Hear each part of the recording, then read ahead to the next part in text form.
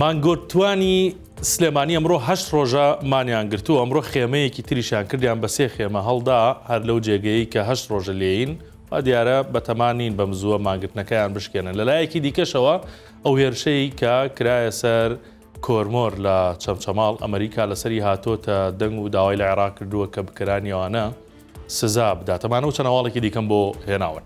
سڵاوتان لەبێت. مانگرتەکەی سلێمانی وا 8م ڕۆژی تێدەپەڕێنێت.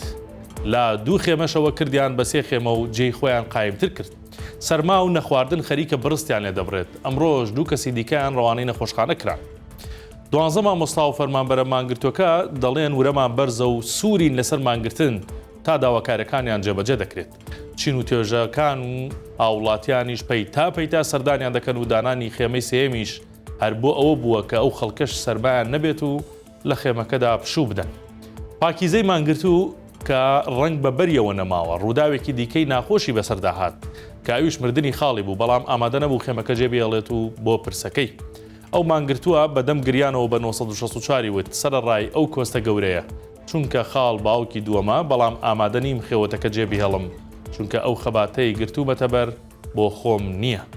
1964 لە لای مانگرتوەکان پاڵەوانی ناو ڕاگەیەندەکان بوو. ئەوان دەڵێن بە شەو و ڕۆژ لەگەڵمان بوون و قسە و گوزەرانی ئێمەیان گواسۆتەوە. هەر ئەوەش نا دەڵێن تەنانەت ڕووداوەکانی دەرەوەی خێمەکەش هەر لە 1964ەوە ئاگادار بووین. با پێکەوە گوێ لەو مانگرتوانە بگرین. تیمی 1964 وەکو تیمێکی پشتیوانی وابوون بۆ ئێمە پشتمان بە ئەم جۆرە میدیانە بەستووە کە پایانەکەمان بگا بە شێوازی گشتی بەم جەماڵەکە یەکێک لە کاریگەریەکانی هۆکاری هاتنی خەڵکی بۆ ئەم ناوچەیە زیاتر میدیاکان بۆ زانیاریەکانی دەرەوەی چادرگەکە گەڕاینەوە بۆ 1964 زۆر سپاس.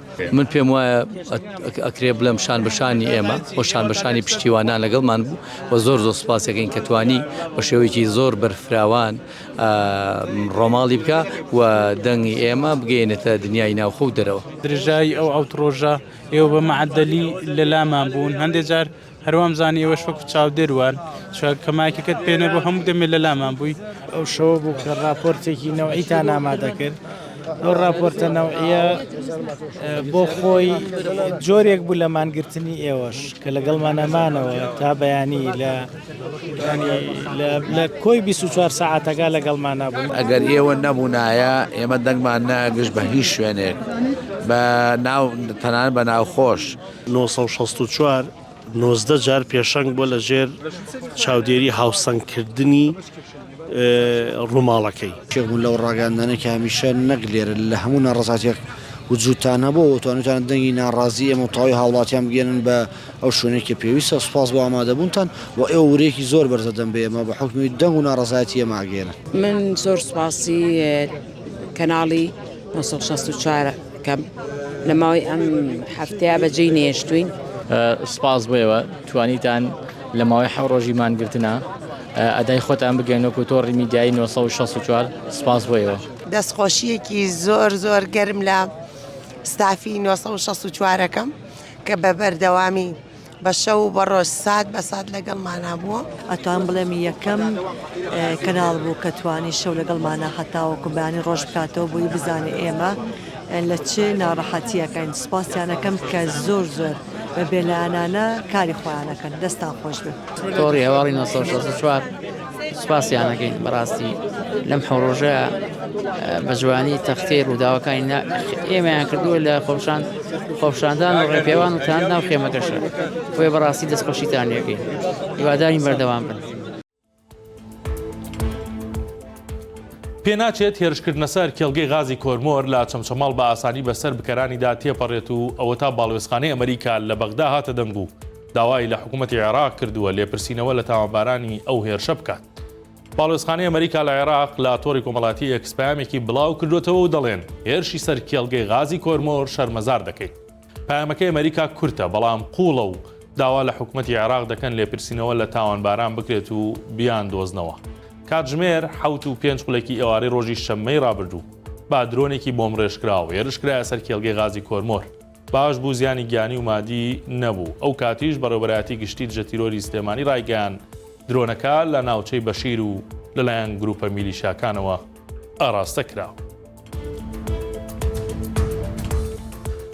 ئەمڕۆ ڕۆژی جیهانی شێرپەنجەی و ئامارەکان لە کوردستان بەگشتی ڕوو لە هەڵکشانن بەڵام بەڕێوەبەری نەخۆشخانەی نانەکەری لە هەولێر دەڵێت بەراورد بە ساڵی 2023 ڕێژەی توشبووان لە 2024 کەمتر بووە.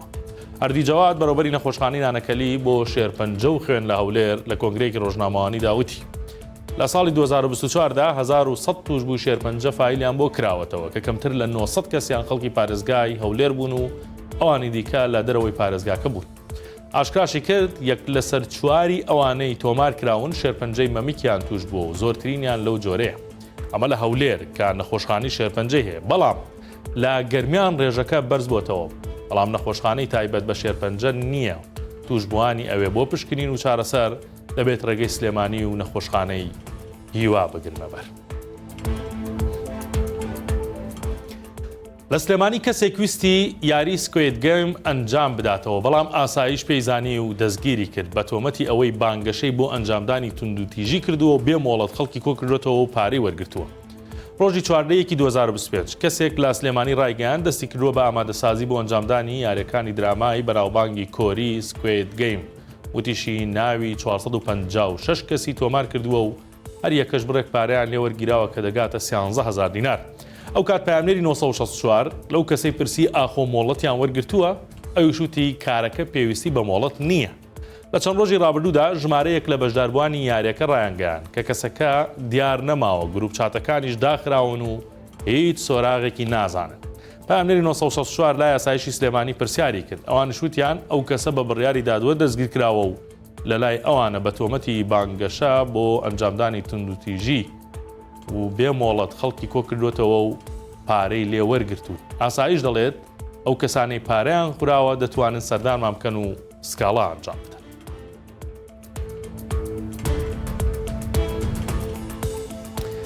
سەرنجتان ڕادەکێشم بۆ هەواڵێکی دیکە لە هەڵەبجە کە لە ماڵپەڕی 964 بابەتی گۆشتە یعنی ئەوە نەماوە کە ئیسا گۆشتفرۆشانی هەڵەبجە بە هەوەسی خۆیان نرخ دیاری بکەن یاخود نرخ بەرز بکەنەوە و دەبێت نرخەکانیش هەڵواسن.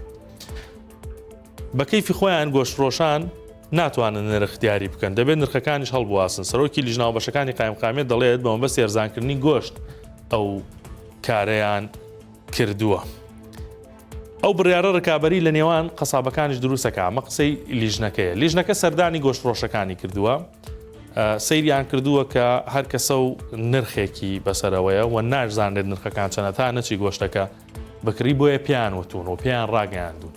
دەبێت نرخی گۆشتەکەتان ئەمە گۆشتی بەرخە گۆشتی کاوڕە گۆشتی گوێرەکەیە گۆشتی مانگایە هەر جۆرە گۆشتێکە دەبێت نرخەکەی بە کیلۆ هەڵبواسێت بۆی هاوڵاتیان ئاگادار بن کە نرخەکە چەنە. ئەوان دەڵێن جگە لەوەی کە کار ئاسانیەوە دیارە نرخەکانیش چەنە بابەتێکی ترکە لە سوودی هاوڵاتیانە منافەسەیەک دروست دەبێت کە دوکاندارێک دەبینێت ئەو نرخەکەی دابەزاندووە ئەم ڕەنگە زیاتر دایبەزێنێت بۆی مشتری بۆ خۆی ڕابکێشێت. لە ئێسادا کیلۆی گۆشتی بەرخی خۆماڵی لە هەڵەبجە 15 بۆ 17,000 دینارە و گۆشتی گوێرەکەش هەر کیلۆیەکی لە نێوان 14 بۆ 16,000 دینارە. بە قسەی لیژنەکان بڕیار ڕەنگەوا بکە نرخەکان زیاتر دا بەزێنرێت. ئەمە هەواڵەکانی ئەمڕۆ بوو کاتێکی شاد بۆ هەموو لای.